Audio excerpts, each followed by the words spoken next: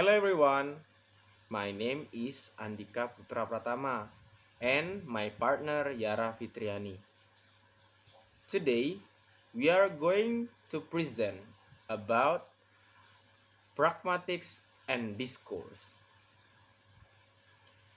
As we know that in this chapter, there are some topics that will be discussed, but our group will focus on those parts.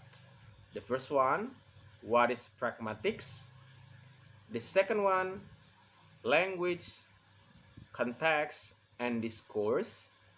The third one, speech acts and discourse. Fourth, the cooperative principle and discourse. Fifth, floating the cooperative principle. And sixth, cross-cultural pragmatics and discourse. So, move to the first material. The first one is, what is pragmatics? The pragmatics is an indispensable source for discourse analysis.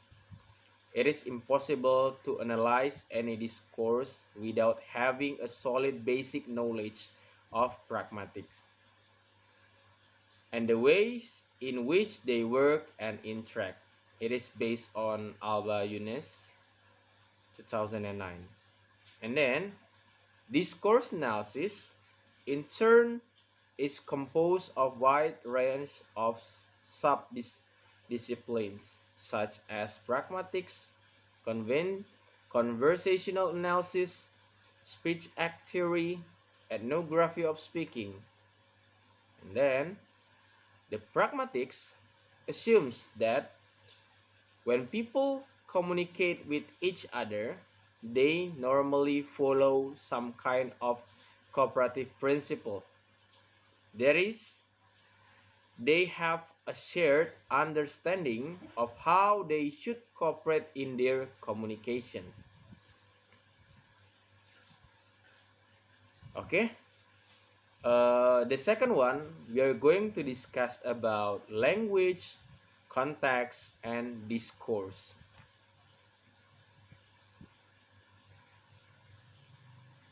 An understanding of how language function in context is central to an understanding of relationship between what is said and what is understood in spoken and written discourse. So, in this material, we will also discuss about the context of situation. In context of situation, of what someone says as therefore crucial to understanding and interpreting the meaning of what is being said. This includes the physical context, the social context, and the mental world, and roles of the people involved in the interaction.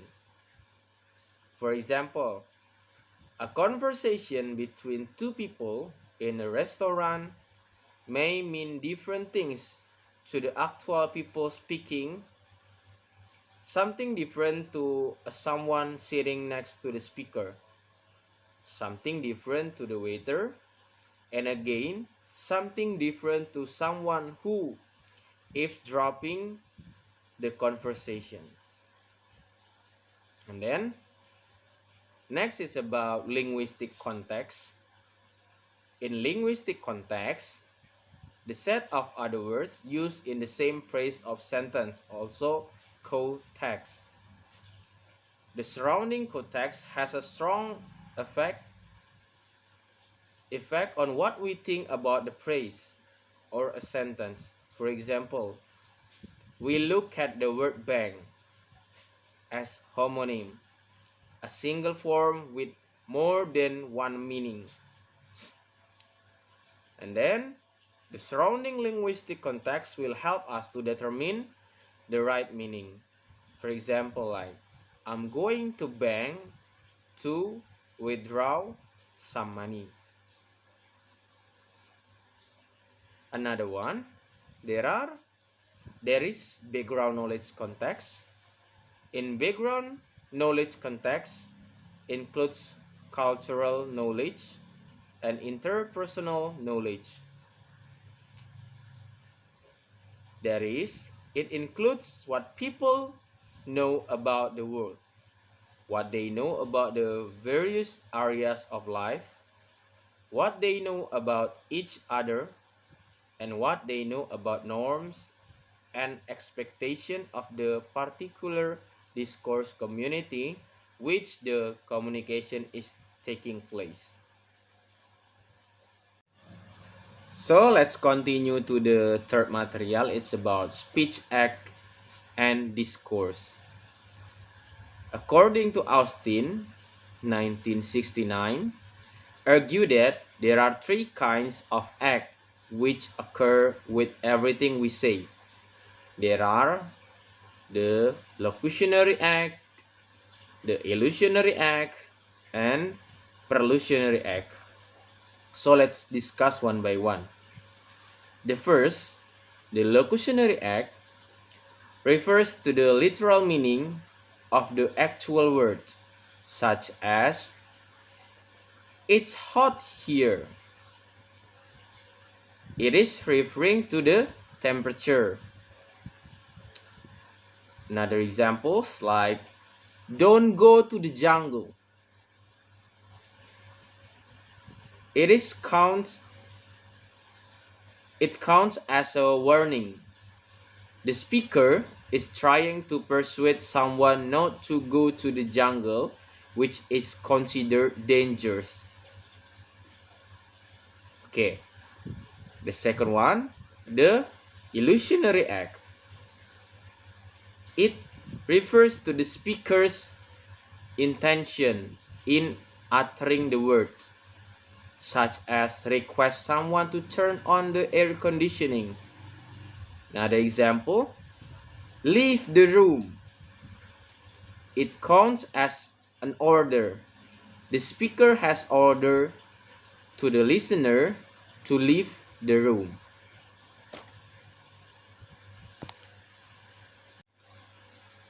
Okay, after the illusionary act, we have the perlusionary act.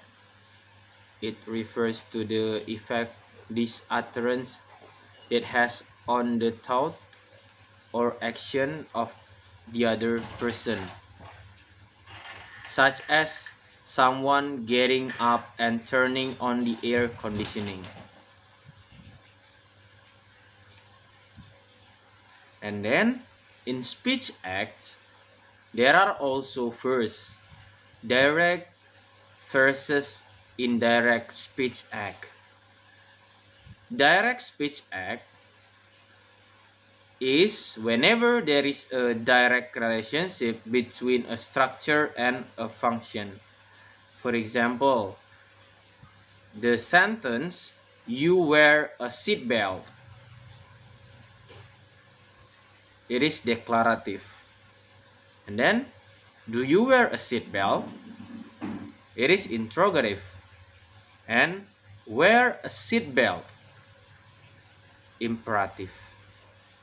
And then, for indirect speech act, if the relationship between structure and function is indirect. For example, a declarative used to make a request, such as, "It's cold outside," can be interpreted as a request to close the door.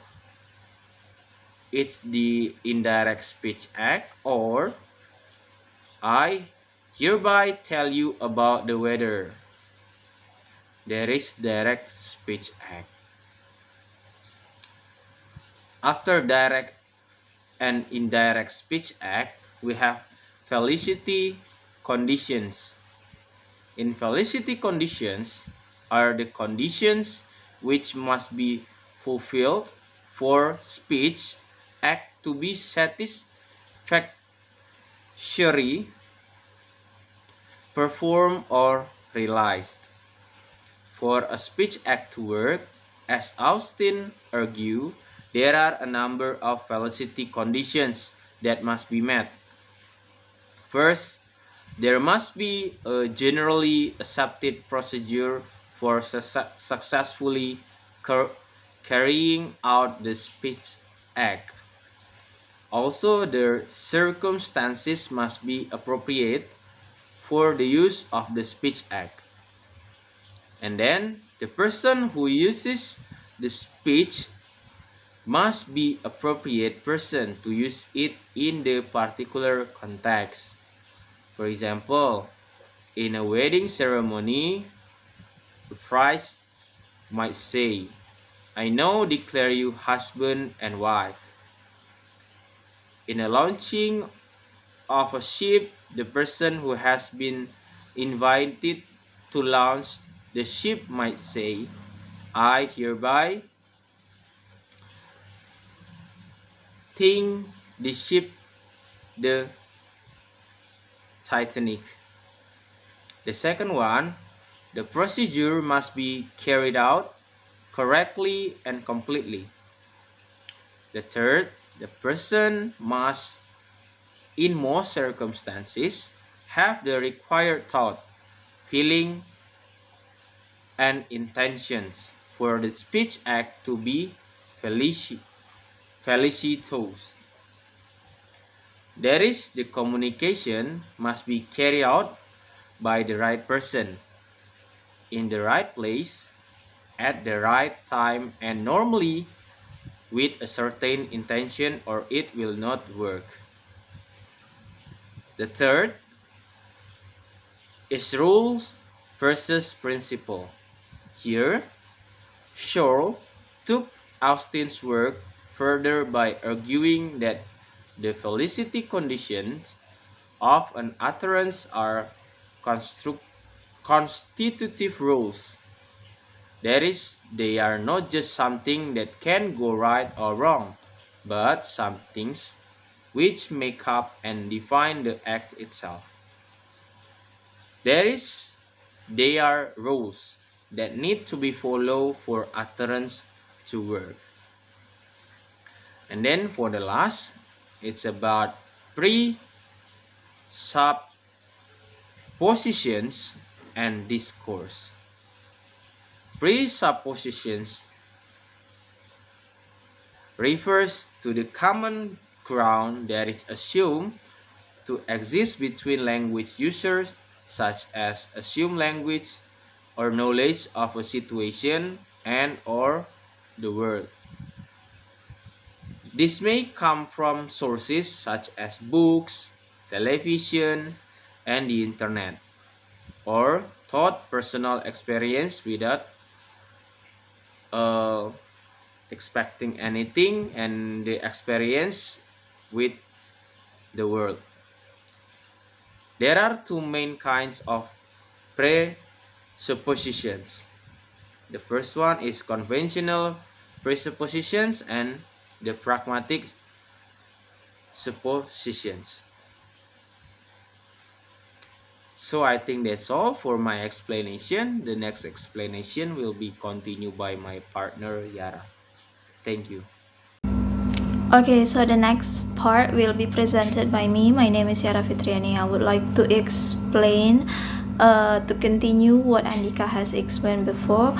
So my topic here is about the cooperative principle discourse, the first one, and then the second one is about floating the cooperative principle, and the last one, the third one, is about cross-cultural pragmatics and discourse. So we are gonna start with the first topic. It is about the cooperative principles and discourse. So here we are gonna learn about what is logic and conversations.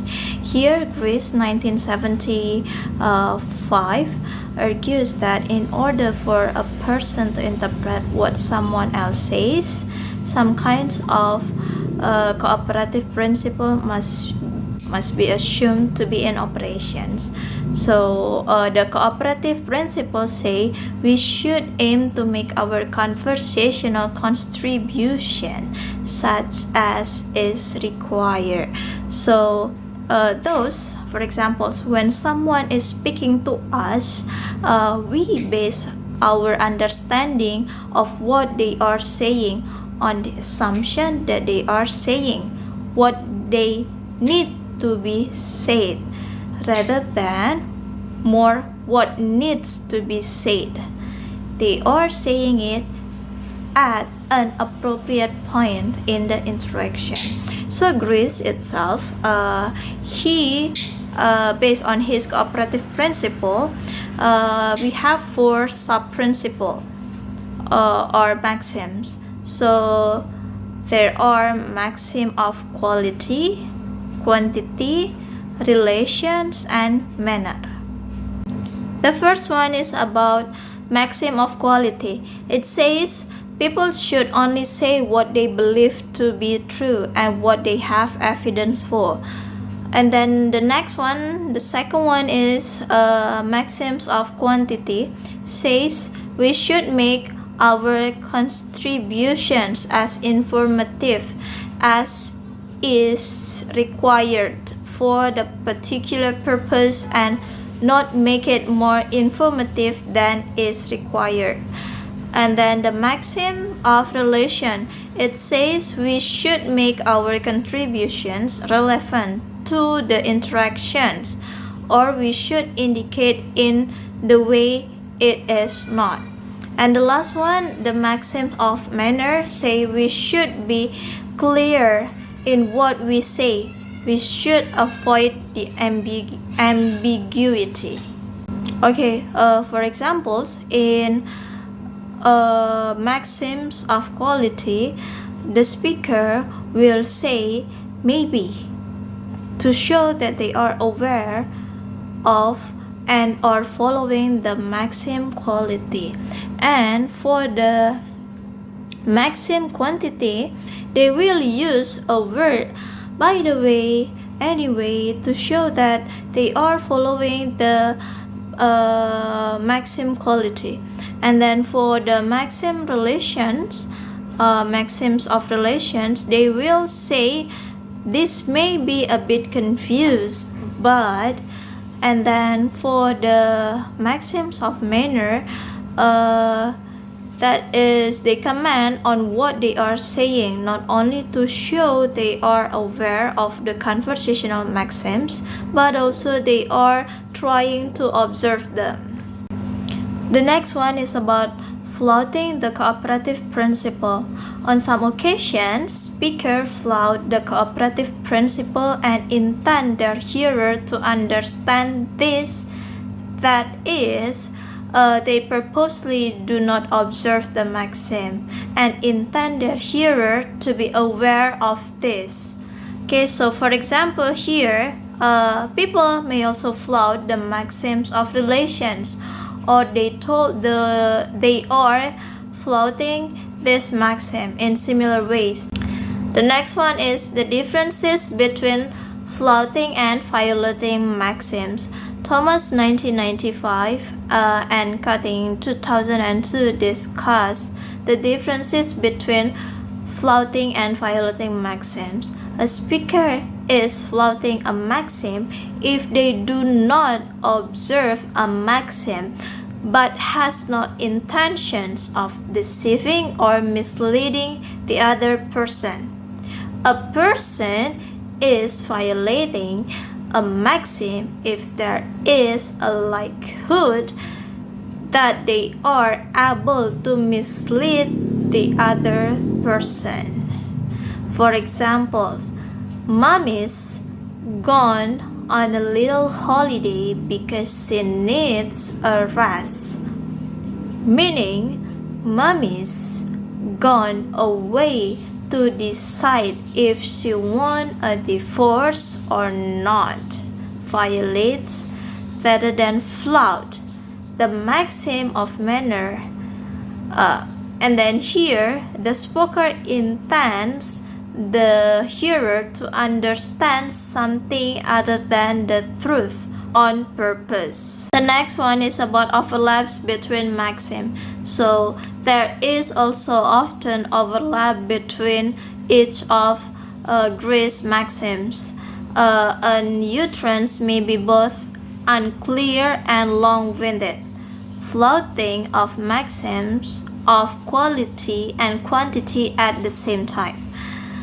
Okay, and then also quality, it may be socially acceptable and indeed prefer to flout a maxim, such as quality, for reasons of fact and politeness, such as when I ask someone if they like something I am wearing and they don't. Okay, so the next one is about cross-cultural pragmatics and discourse. So the way in which people perform speech, acts, and what they mean by what they say when they perform them often varies across culture. So we have here communications across culture, cross-cultural pragmatics, and then pragmalinguistic and socio-pragmatics, cross-cultural pragmatics failure. So the first one is about communications across culture. So different language and culture then often have different ways of dealing with pragmatics issues, as well as different way of observing Greece maxims. The next one is about cross-cultural pragmatics, studies which investigate the cross-cultural use of speech acts are commonly referred to as cross-cultural pragmatics. Different between norms reflects different cultural value, which are in turn reflected in what people say and what they intend by what they say in different cultural settings. The third one is pragmalinguistic and socio-pragmatics. Two key notions in the area of cross-cultural pragmatics are pragmalinguistic and socio-pragmatics. And the pragmalinguistics is the study of the more linguistic and of pragmatics, where we consider the particular resources which a given language provides for conveying particular illocutions, that is, the study of speech act in relation to typical linguistic structures. Socio-pragmatics, on the other hand, refers to specific local conditions of language use, that is, the pragmatic performance of speech act in specific linguistic and cultural contexts. The last one is about cross-cultural pragmatic failure. So the failure to convey or understand a pragmatic intention in another language and culture. So pragmatic failure refers to situations where a speaker transfers the procedure and linguistic meanings of realizing a speech act from their first language to their second language. Pragmalinguistic failure is thus essentially a linguistic problem, whereas socio-pragmatic failure draws from the failure to understand different cultural perceptions and expectations of culture-specific speech act performance. For example, the pragmalinguistic failure is an English speaker failing to realize the importance of attaching an address from such as Chan or San to someone's name when speaking to them in Japanese. So the exchange students will think that by calling their name like Akiko or Yuki means that we are close or being friendly to them, but they will think that things is rude. Okay, so they should add an address after the name. For example, Akiko-chan, Yuki-chan. That is more polite for them. Okay, I think that's all for our presentation today. Thank you so much for your great attention, and see you